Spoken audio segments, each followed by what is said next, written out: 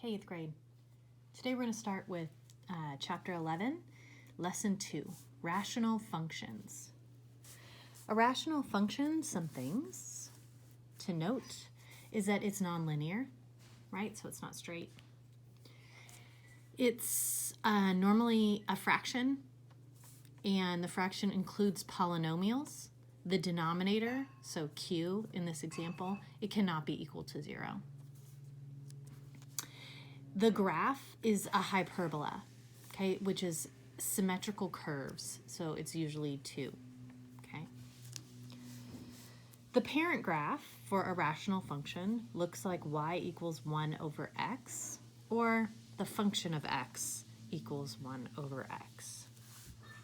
We're going to come back to the parent graph, just want you to see it. We're going to start skill number 1. State the excluded value for each function.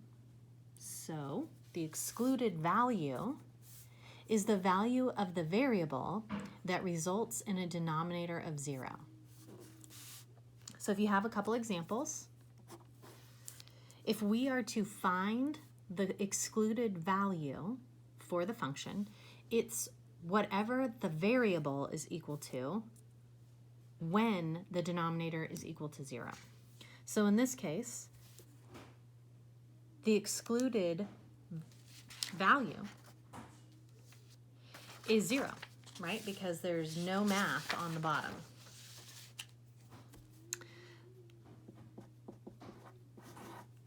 Right? And we don't want 0 on the bottom. We don't want undefined fractions here.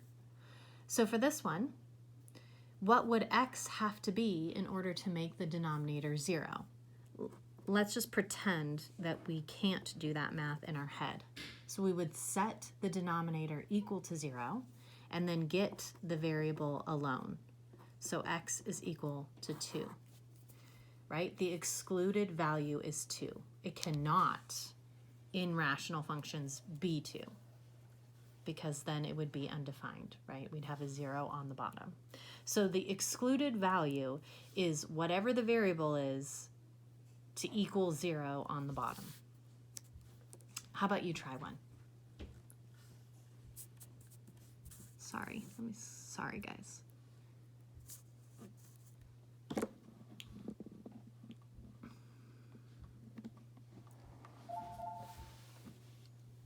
I think you can see that okay.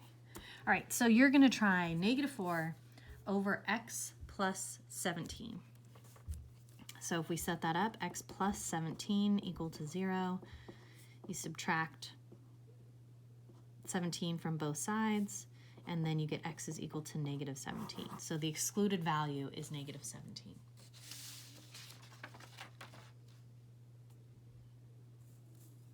Okay, moving on. The second skill is going to be identifying the asymptotes, which is a lot like the excluded value.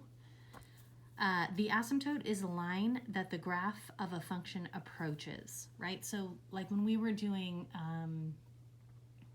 parabolas before, they would come, when we were trying to find the domain and the range, but they wouldn't touch. They wouldn't quite touch, that like x-axis, for example. Okay, so this is going to be similar.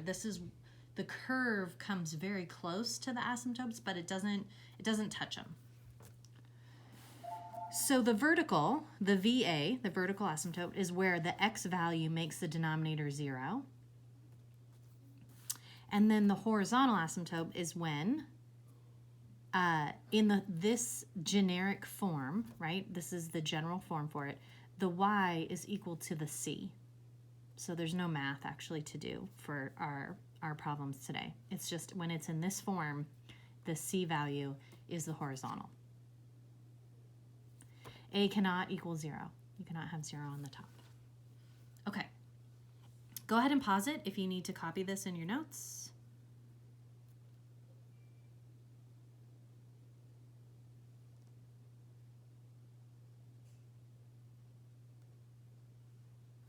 We're going to move on. So skill number 2. Identify the asymptotes of each function and then graph. So if we take a look at that parent graph, okay, that one that we started with.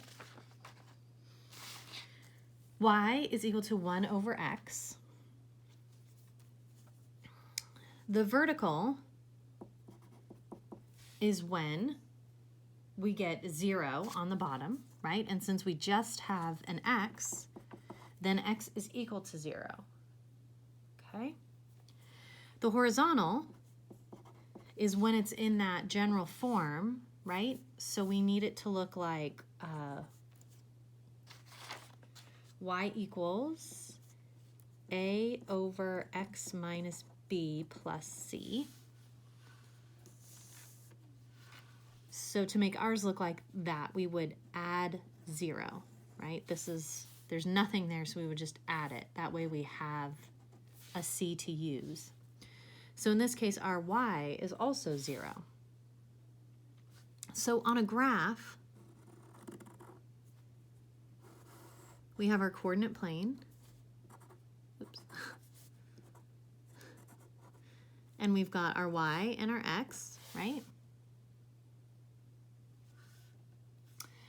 And then when we're graphing, right, if we're trying to show x, which is this line here, we go the opposite direction, right? Which is why it's the vertical. So I'm just going to do it like right next to it so that you can see it, right? This is the x. And then the y is the opposite, right? So the y is our vertical line, but to show it, we go horizontally. So then that one, again, I want to go like right next to it.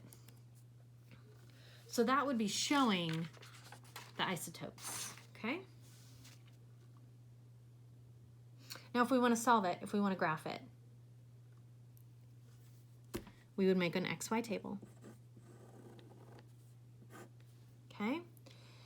And 0, we don't want 0 in the denominator, right? So 0 is that line that we're going to approach but not touch. So we're not going to use 0, okay? We're not going to use it because it approaches it. It doesn't touch it. So there won't be a value that works. So instead, I'm going to use things near 0. So I'm going to use -2 and -1. And I still, want a fifth, or in this case, I'm going to use a sixth number. So I'm going to throw in 1/2, positive and negative,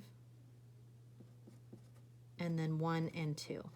Okay, so again, we're going to do a few more, so this will hopefully make a little bit more sense. But since my vertical, my x value is 0 for this problem, I'm not going to use it, and I'm going to pick numbers close to it in order to solve. Okay, so now I'm just going to substitute these into my original problem. So if I have y equals 1x, and I want to sub in -2, then that means I'm going to have y equals 1 over -2, right? So I just have -1/2. And then when I do it for y equals 1 over -1, for this one, I get -1.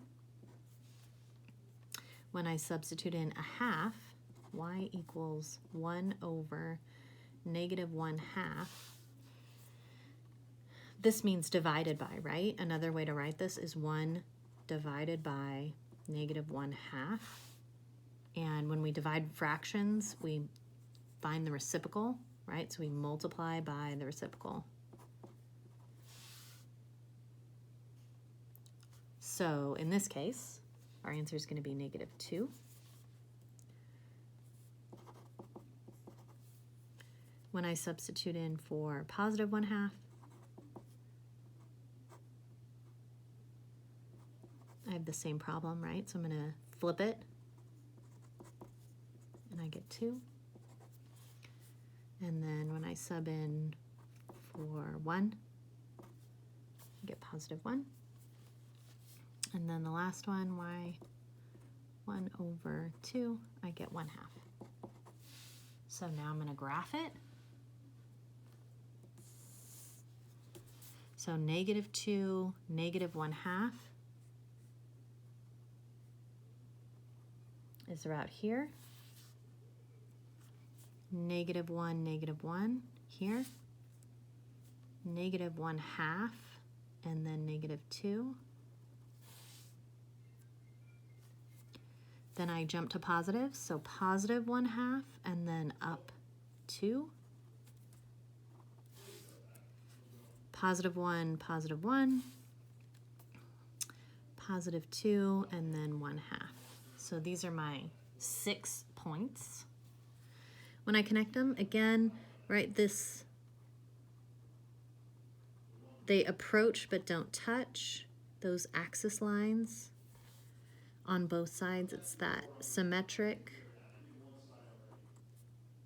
curve.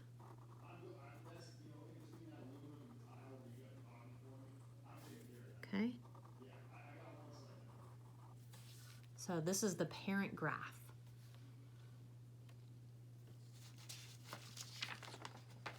Let's try another one.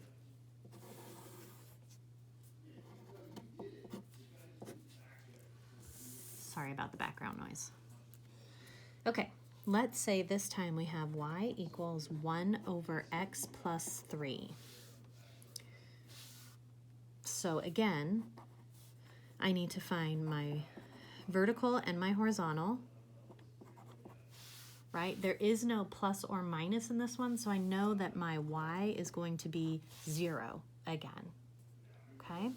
But for my vertical, I have some math to do this time, right? So I'm going to take that denominator, x plus 3, and set it equal to 0. And then to get the variable alone, I would subtract 3 on both sides, which leaves me with x equals -3. Okay? So if I have my graph, try to make sure I leave enough room, we can show with our dotted lines where these are. Okay, so where the curves are going to come close, they're going to approach, but they're not going to touch. So for my x, my vertical, it's at -3. So 1, 2, 3, it's going to be here. So I'm going to put my dotted line right there. And these are continuous, right? They go on forever. And then my y is 0. So that's still, you know, right on the x-axis. Okay, so those are my two isotopes. So now I can solve with my xy table.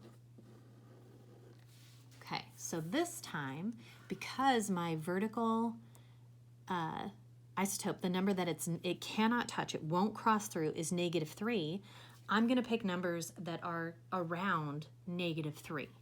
So I'm going to pick -5, -4, -2, and -1. Okay.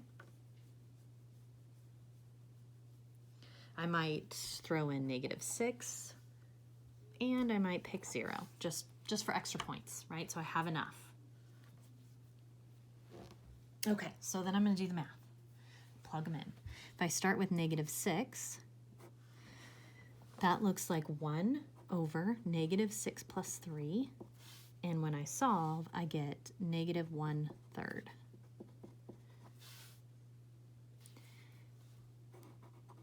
If I try -5, I get 1 over -5 plus 3. That leaves me with -1/2.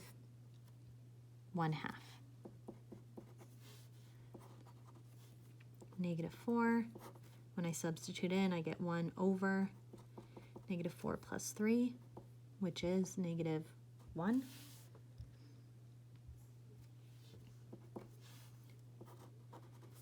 If I do -2, when I sub in, I have 1 over and then -2 plus 3, which is 1 over 1. When I substitute in -1, I get 1 over -1 plus 3, so I get 1 over 2. So +1/2. And then for the last one, 0, 1 over 0 plus 3, equals 1/3. Okay, so those are my numbers. And if I graph that, and it looks like, so I have negative 1, 2, 3, 4, 5. Didn't quite go far enough. 1, 2, 3, 4, 5, 6. And then negative 1/3, so that's like, right, almost touching. It's getting close. It's not quite 1/2. Negative 5 and 1/2. Negative 4 and negative 1. Negative 2 and positive 1. Negative 1, positive 1/2, and 0, and 1/3. So those are my points. When I connect them, it looks like this.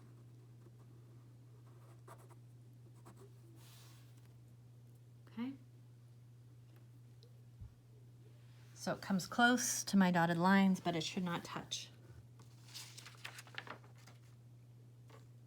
One more example. Let's do one more.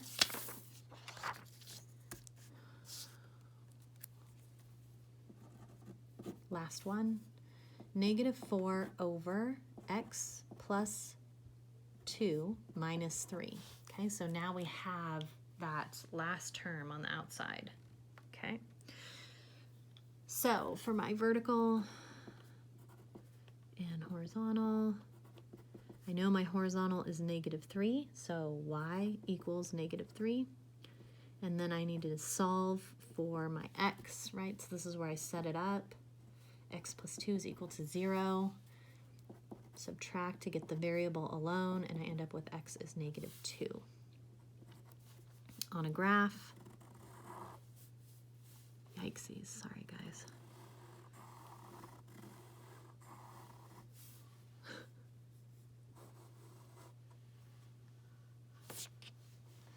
Let's say it looks like this. If I've got negative 2, so 1, 2, this is going to be my x.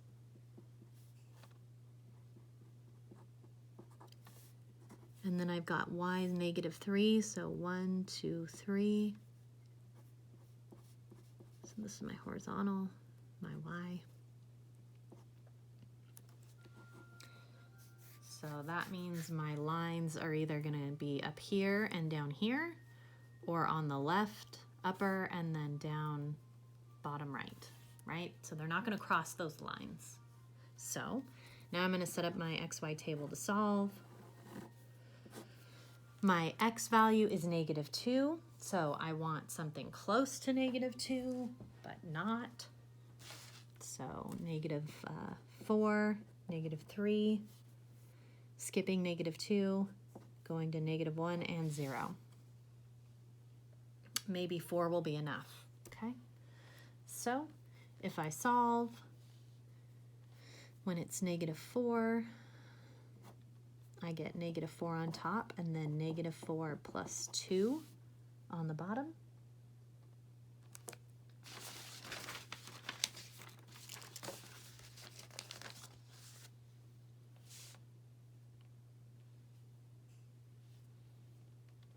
And then I also have minus 3.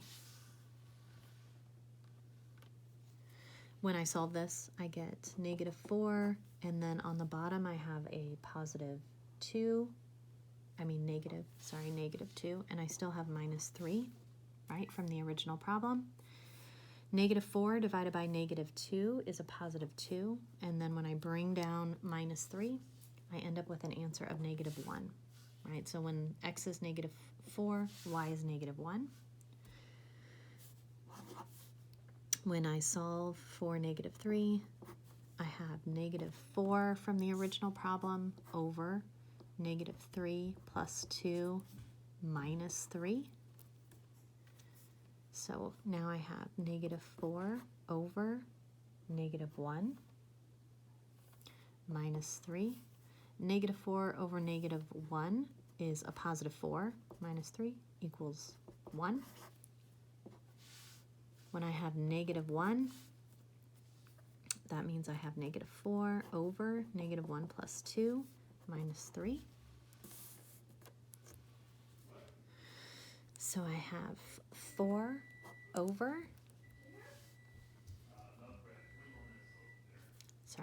negative 4 over 1 minus 3. So negative 4 minus 3 is negative 7.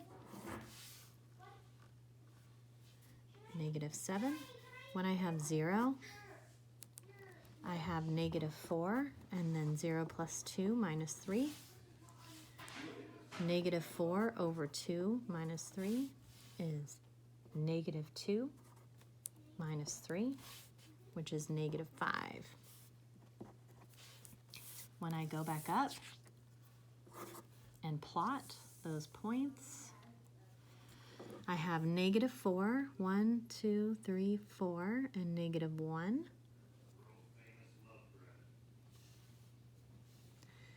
Then I have negative 3, 1, 2, 3, and positive 1. Negative 1, and negative 7. 1, 2, 3, 4, 5, 6, 7. And then lastly, 0 and negative 5. 1, 2, 3, 4, 5. Okay? So that means this one is going to curve this way, and this one is going to curve this way. Okay? All right, guys, for homework tonight,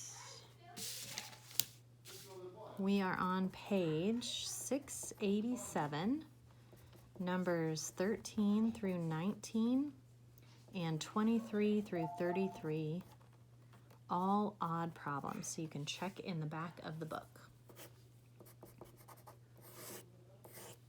Okay?